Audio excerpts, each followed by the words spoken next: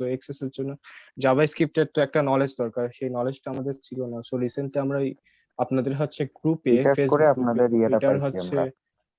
মডিউলটা দেখলাম, ভাল লাগলো। এন্ড হচ্ছে সাকিব ভাইয়ের হচ্ছে ইউটিউব ভিডিওগুলো আমি ফলো করি, আমি এই কোর্সটা নিছি রিসেন্টলি। দুজন একসাথে এই কোর্সটা নিছি আমরা।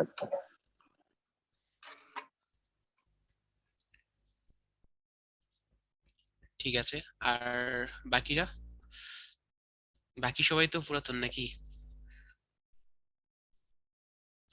জি ভাইয়া পুরাতন, কিন্তু বিষয় হচ্ছে ওই সেকেন্ড নাম্বার যেটা, ওটাতে আটকে যাওয়ার পরে আর আসলে আগানো হয়নি। যেটা এইমাত্র দেখানো হয়েছে আর কি। আচ্ছা, এই মাত্র যেটা দেখানো হলো সেটা কি বুঝছেন? জি, এটা বুঝতে পারছি। আচ্ছা, আপনাদের একটা বিষয় বলি, যে সাপোজ মনে করেন যে একটা প্রবলেম সলভ করতে পারছেন না, আটকা পড়ে গেছেন, তখন যেটা করবেন যে ওটা বারবার পড়ার চেষ্টা করবেন। পড়ে দেখবেন যে মানে যতক্ষণ না বুঝতে পারছেন, প্রথমে কি যে, আচ্ছা আমি একটা শেয়ার দিই।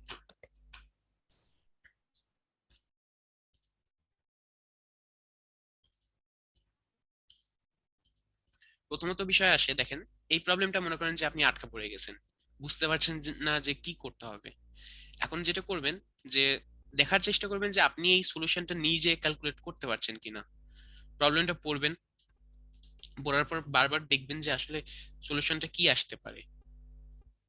মানে সাপোজ এখানে বলছে n ডট আর স্কোয়ার, আপনি কি করবেন, ক্যালকুলেটর নেবেন, ক্যালকুলেটর নিয়ে নিজে আগে এই জিনিসটা হিসাব করে দেখবেন যে এই সূত্র মতে এটা কাজ করছে কিনা। যেমন এখানে n এর মান দেওয়া আছে, পাই এর মান দেওয়া আছে, পাই এর মান হচ্ছে 3.14159, তারপরে ইনটু আর এর মান, আমি যদি প্রথম স্যাম্পল ইনপুটটা চেক করি তাহলে সেই ক্ষেত্রে 2.00 ইনটু 2.00। এখন দেখেন মানটা কিন্তু এরকম আসছে, তার মানে আমি নিজে এটা বের করতে পারছি যে এটা কিভাবে সলিউশন বের করতে হবে।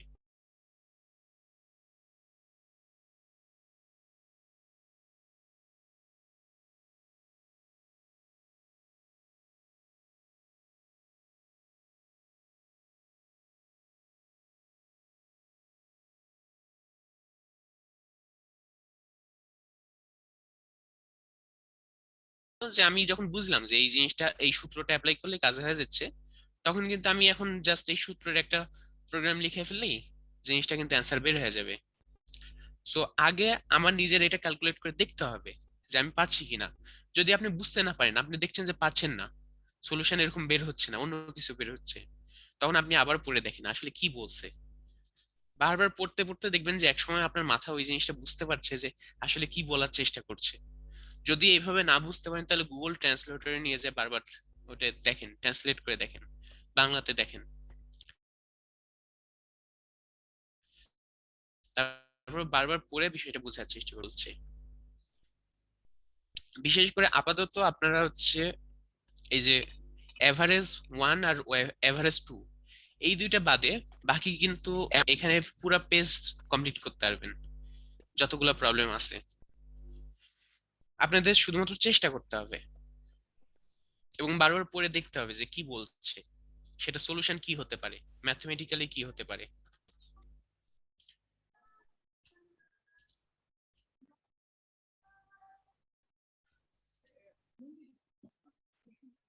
জি ভাই, বুঝতে পারছি।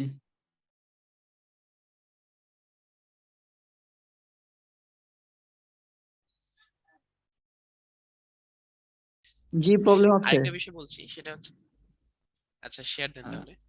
আর আরেকটা বিষয় মনে শেয়ার রাখবেন দিতে যে, পারবো না ভাইয়া, কেন শেয়ার শেয়ারে কি দিতে সমস্যা? পারবো না কারণ আমি মোবাইলে আছি তো, আর বাড়িতে আছি, নেটে একটু প্রবলেম। কারণ আমি আমার তো ক্রমবুকে নিতে গেলে দেখা যাচ্ছে ওটা আবার কনফিগারেশন লো, নেটে প্রবলেম করে।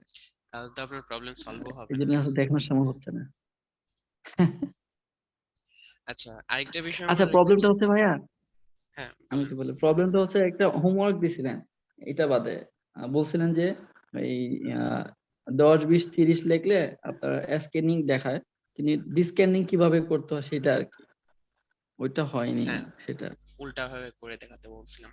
হ্যাঁ হ্যাঁ হ্যাঁ, ওইটা হয়নি।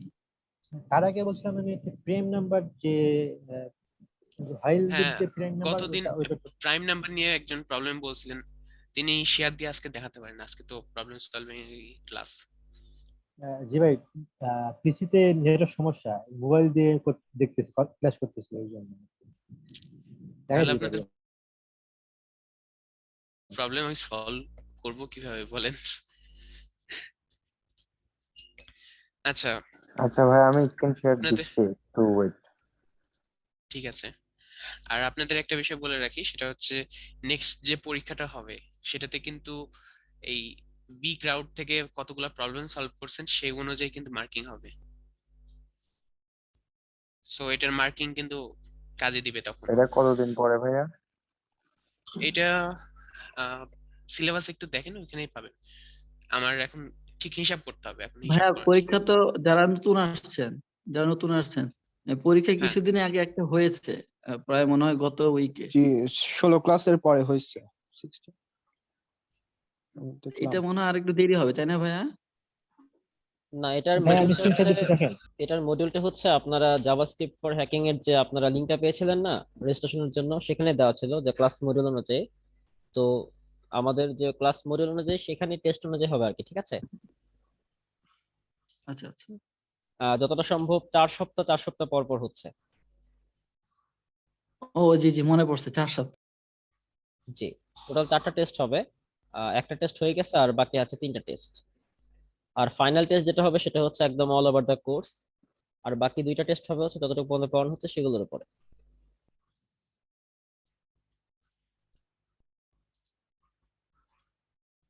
আচ্ছা, কন্টিনিউ করো ফিরোজ।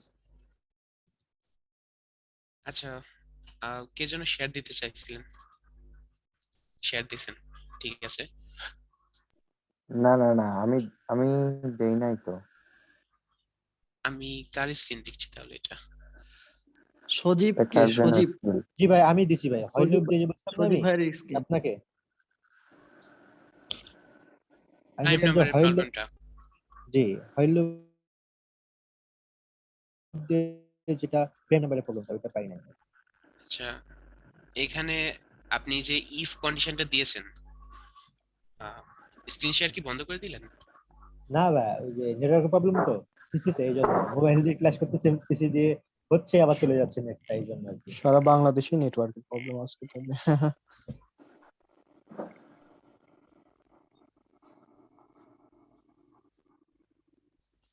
মোবাইলে সমস্যা হচ্ছে না, কিন্তু পিসিতে সমস্যা হচ্ছে একটু, এই আর কি ভাই।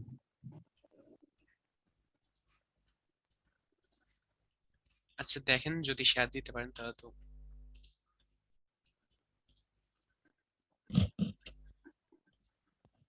হ্যালো, জি, শুনতে পাচ্ছি। আমি স্ক্রিনটাকে শেয়ার দিব? হ্যাঁ, শেয়ার দেন।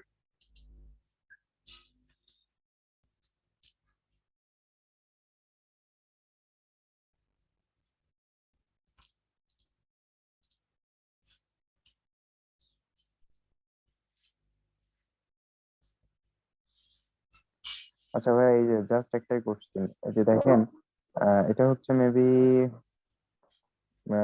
7-8 এর দিকের ক্লাস, মানে স্টার্টিং এর শুরুর দিকে বলতেছি। তো এই যে আপনার আমি যে মানগুলা ধরছি, ঠিক আছে? তো মানগুলা ধরার কারণে এই যে ক্যালকুলেশন গুলা করা হলো, তো এখানে দেখেন আপনার C1 সাথে B2 এগুলা গুণ করছে, দেন মাইনাস, মানে এটা কি আমার নিজের ইচ্ছা মতো ধরতে পারবো নাকি এর কোনো হচ্ছে রুলস আছে? মানে কোনগুলা ধরতে পারবেন নিজের ইচ্ছে মতো? এই যে এই মানগুলা। মানগুলা না ভেরিয়েবল গুলা, মানে এই যে C1 B2 হ্যাঁ হ্যাঁ হ্যাঁ, এগুলা, নাকি ওই ভেরিয়েবল C1 গুলা। এর যে মানগুলা ধরছেন যে 3 5 এগুলা কোনগুলা? হ্যাঁ, এগুলা ডাজেন্ট ম্যাটার, আমি জানি, কিন্তু এই যে আমি যে C1 সাথে B2 ক্যালকুলেশন করছি, আচ্ছা, বা এই এই সূত্রের ইয়াতে কথা দেখেন বলছেন কি C1 কে আপনি? দিয়ে। মানে সূত্র কোনটা আগে পিছে হবে এরকম কিছু? আপনার কোশ্চেনটা আমি জি ঠিক হ্যাঁ বুঝতে হ্যাঁ পারিনি। হ্যাঁ হ্যাঁ হ্যাঁ, মানে দেখেন আচ্ছা, এখানে C1। আসলে আপনাদের যখন বুঝাইছিলাম ওইখানে একটা বিষয় বলছিলাম যে আপনার খাতায় আগে ক্যালকুলেট করে নিতে হবে মনে করেন কিছু একটা ধরে নিলেন যে এক্স এর আগে যে কনস্ট্যান্ট থাকে, কনস্ট্যান্ট নাম্বারটা থাকে, ওইটাকে কোন একটা ভ্যারিয়েবল আকারে ধরে নিলেন। তারপরে ওয়াই এর আগে যেটা থাকে ওটাকে আরেকটা ভ্যারিয়েবল হিসেবে ধরে নিলেন, এন্ড ফাইনালি ইকুয়াল টু যে দিয়ে যেটা থাকে ওটাও একটা ভ্যারিয়েবল হিসেবে ধরে নিলেন। এভাবে সবগুলো যদি ভ্যারিয়েবল হিসেবে ধরে নেন, তারপরে যোগ বিয়োগ করলে তখন দেখা যায় যে এক্স এর মান শুধুমাত্র পাওয়া যায়, এক্স ইকুয়াল টু একটা সূত্র পাওয়া যায়। ওই সূত্রটা প্রোগ্রামে নিয়ে এসে বসালে ওটা কাজ করে। এখন আপনি ওটা কোন ভ্যারিয়েবল দিয়ে বের করবেন এটা আপনার বিষয়। আপনি যদি অন্য কোনো ভ্যারিয়েবল দিয়ে অন্য কোনো ভাবে বের করতে চান তাহলে করতে পারবেন। নর্মালি আমরা কিন্তু প্রোগ্রামকে পুরোটা আমাদের করে প্রোগ্রামকে ধরাই দিতে হচ্ছে। প্রোগ্রাম কিন্তু নিজে থেকে ওই পুরো ক্যালকুলেশনটা করবে না, আমাদের জাস্ট ওকে পুরো ক্যালকুলেশন করে সূত্রটা বের করে ফাইনালি ওকে দিতে হচ্ছে। ওই জাস্ট যোগ বিয়োগের কাজগুলো করে আমাদেরকে মানে সলিউশনটা হ্যাঁ, দেবে। এটাই দেখলাম এতটুকুই। যে দেখেন, এই আমি যে এই ক্যালকুলেশনটা করছি এটার সেই মান, সরি,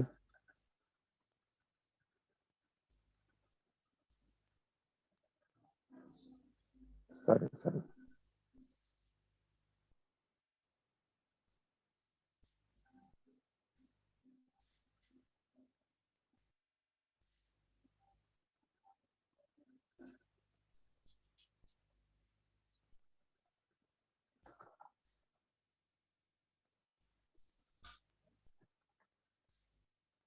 এখানে মানটা শো করতেছে না কেন? এক মিনিট।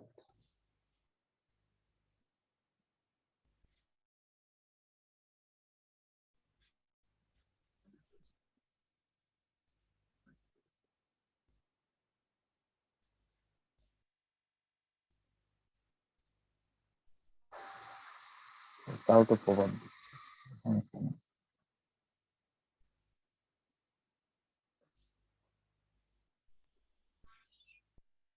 আচ্ছা, ওই ফাইলটা এসএসজি কিভাবে রান করেন তাহলেই তো হয়। হ্যাঁ,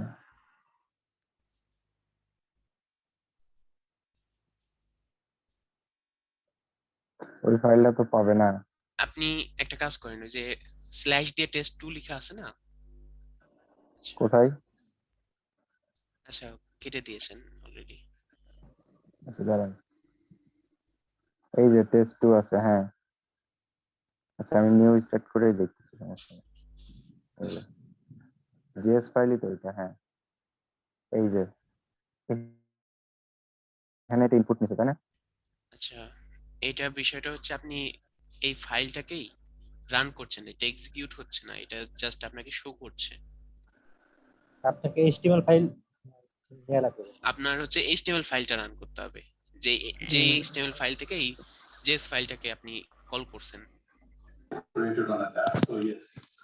এখানে তো টেস্ট 2 টু ভাই, আর ওখানে আপনাকে টেস্ট আপনি টেস্ট 3 দিয়ে আছে। যেটার সাথে এইচটিএমএল ফাইলটা লিংক করছে ওইটার সাথে আচ্ছা, রান টেস্ট 2 করব। এইচটিএমএল এ জানতো একটু দেখি ওখানে কি লেখা আছে।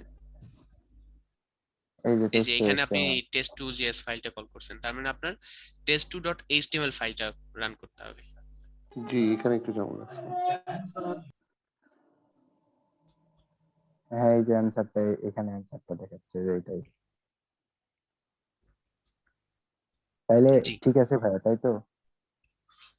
আহ, সূত্রটা তো আমার ওইভাবে জানা নাই, মুখস্থ নাই এখন না, নোটের। আমি ক্যালকুলেশন যদি করছি, সূত্র ঠিক খাতাতেই থাকে করছি, তাহলে খাতাতে করে মিলেও গেছে। আচ্ছা, তাহলে ঠিক আছে। জি, ঠিক আছে, ধন্যবাদ। একটু বেশি পেরেছেন। আচ্ছা ঠিক আছে ভাই। আচ্ছা,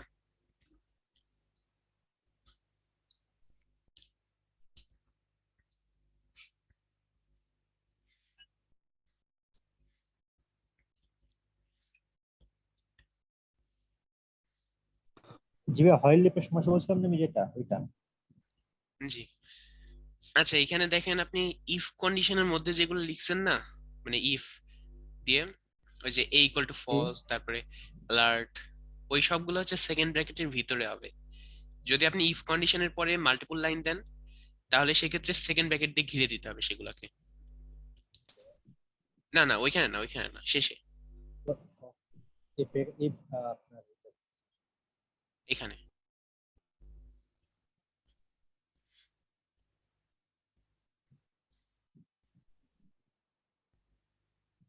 আর সেভ করে নেন ফাইলটা। অথবা অটো সেভ চালু করে দিতে পারেন।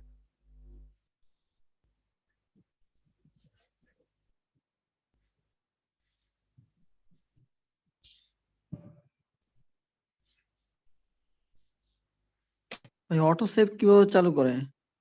ফাইলের উপর ক্লিক করেন, দেখেন ওখানে অটো সেভ লেখা উঠবে। ওই যে উপরে ফাইল লেখা আছে, দেখেন ফাইল এডিট, এখানে নিচে দেখেন অটো সেভ লেখা আছে। হ্যাঁ ওই যে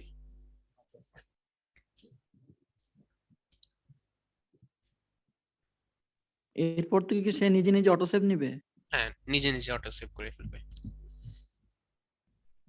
দেখেন তো বাদ বাকিটা ঠিক আছে কি, আমি ভুল আছে হয়তো বা, দেখেন। আচ্ছা আপনি রান করে দেখেন, রান করে কাজ করছে কিনা দেখেন। কাজ করছে এই যে, এখানে ভুল আছে, কাজ করার কথা না। ভুল তো আছে, কিন্তু ভুল আছে আমি বুঝতে পারছি, সঠিকটা বুঝতে পারছি না। দেখেন এই যে এক্স যেটা চেক করছেন, এক্স কিন্তু কখনোই বাড়ছে না, হ্যাঁ, এক্স সর্বদা 2 থেকে যাচ্ছে। জি, আপনার শেষে কিন্তু এক্স কে হ্যাঁ, প্লাস প্লাস করতে হবে, যেহেতু হোয়াইল লুপের হ্যাঁ, ভিতরে আছেন। জি, জি। একদম শেষে, দেখ, 9 শেষে, নাম্বার লাইনের পরে, হ্যাঁ 9 এর এখানে পরে। করতে হবে আবার, 9 পরে জি করতে হবে। আমি এটা হ্যাঁ কনফিউশন হয়েছিলাম যে কোথায় করবো এটা, তাহলে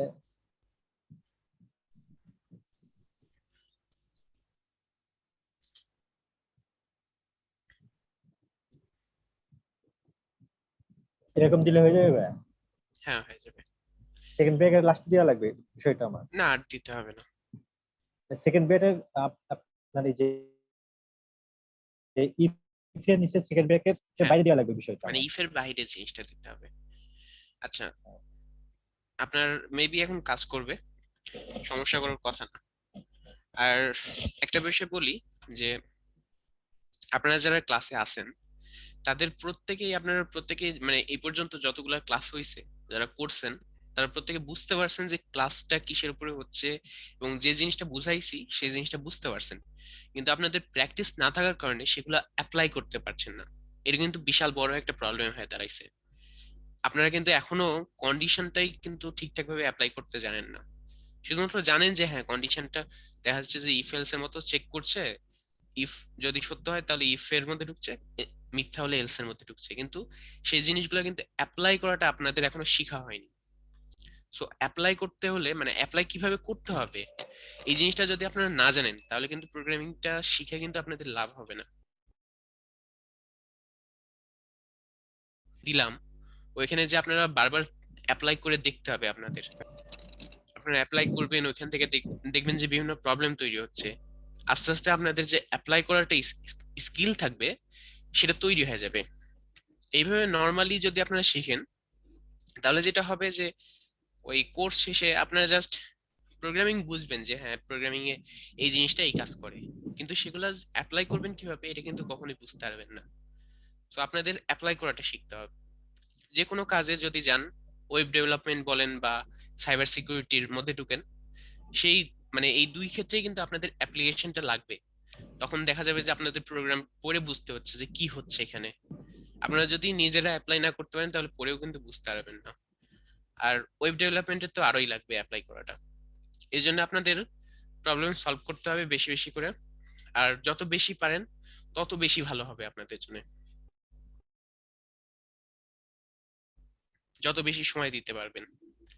আর কোর্সের সবচেয়ে বড় সমস্যা হচ্ছে কোর্সে টিচার আগে চলে যায় কিন্তু স্টুডেন্টরা কিন্তু মানে অনেকটা দেখা যায় যে একদিন পিছায় গেলে একদিন পিছায় চলে যায়। এখন প্রত্যেকটা ইন্ডিভিজুয়াল স্টুডেন্টের কারণে কিন্তু ওইভাবে আলাদা আলাদা ভাবে প্রত্যেকটা ইন্ডিভিজুয়াল স্টুডেন্টকে আবার তুলে নিয়ে আসা এই জিনিসটা কিন্তু কষ্টকর হয়ে যায়, কারণ ওইখানে অনেকজন স্টুডেন্ট থাকে। আপনাদের প্রবলেম সলভিং এর ক্লাসে দেখা যাচ্ছে প্রবলেম সলভ করে দিচ্ছি, কিন্তু হয়তোবা দেখা যাচ্ছে আপনি কন্ডিশনে এখনো আটকা পড়ে আছেন, এখনো লুপে যেতেই পারেননি। তখন ওই পর্যন্ত যে নিয়ে আসার যে বিষয়টা ওটা কিন্তু আর হয়ে ওঠে না আলাদাভাবে। এই জন্য আপনাদের চেষ্টা করতে হবে যে প্রতিদিনের ক্লাসটা প্রতিদিন শেষ করার, মানে প্রতিদিন দেখা যাচ্ছে যে একটু করে প্র্যাকটিস করে নিলেন তাহলেই হয়ে গেল। প্রোগ্রামিং এ একটা বিষয় সর্বদা মনে রাখবেন যে এখানে কোনো কিছু মুখস্থ করার নাই, আর কোনো কিছু মুখস্থ করার চেষ্টাও করবেন না। যদি মুখস্থ করেন তাহলে সবচেয়ে বড় ভুল করবেন, কারণ প্রোগ্রামিং মুখস্থ করে কখনোই কোনো কাজে দিবে না। এটা অনেকটা মানে বইয়ের মধ্যে জ্ঞান রেখে দেওয়ার মতো জিনিস হয়ে যাবে, যেটা কখনো কাজে আসবে না। আচ্ছা, আপনাদের এই মিটিং এর টাইম প্রায় শেষ। আরেকটা মিটিং এর লিংক দেওয়া হচ্ছে, ওইখানে সবাই একটু জয়েন দেন। জিসেন ভাই আছেন? হ্যাঁ আছে, মানে দেখতেছি যে মিটিং আসলে শেষ হয় কিনা, আমি এখনো আপডেটে ক্লিক করি নাই। আচ্ছা আচ্ছা, আপনাদের আর কারো কি কোনো প্রবলেম আছে? সবাই থাকুক, শেষ হয়ে গেলে জি আবার ভাই, সেম লিংকে জয়েন করলে হবে, ঠিক আছে? লাস্ট ক্লাসে হ্যাঁ, ওই প্রবলেমটা একটু সলিউশন করে দেওয়া হয়। হ্যাঁ, স্ক্যান এন্ড ওটা স্ক্যান সলিউশন দেখাবো, স্ক্যানিং। প্লাস আপনাদের আরেকটা বিষয় দেখাবো। যদি প্রবলেম না থাকে তাহলে আমি ওদিকে যাব ভাবছি। প্রবলেম আপাতত নাই, ওই বি কার্ডে করতে হবে এই আর কি।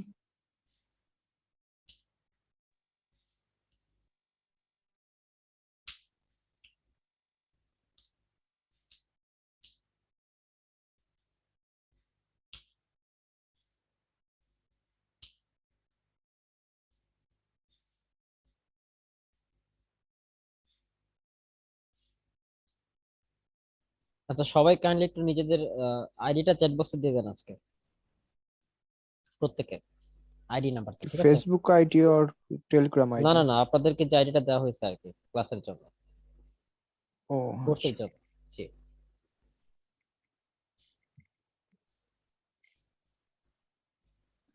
মানে কোন আইডিটা? আপনার ওই যে মেইলে দেখেন একটা আইডি আছে, প্রথম যে মেল দেওয়া হয়েছিল ওই মেলেই আইডিটা পাবেন। টেলিগ্রাম মেসেজ দিব না, এখানে চ্যাট বক্সে দিব ভাইয়া? এখানে চ্যাট বক্সে দিয়ে দেন।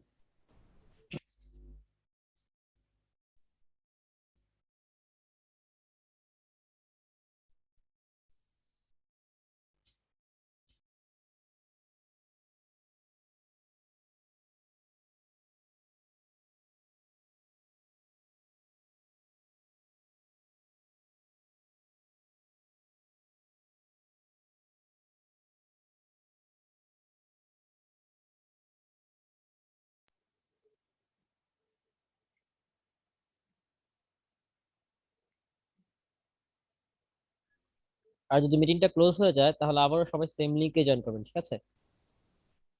জি ভাইয়া।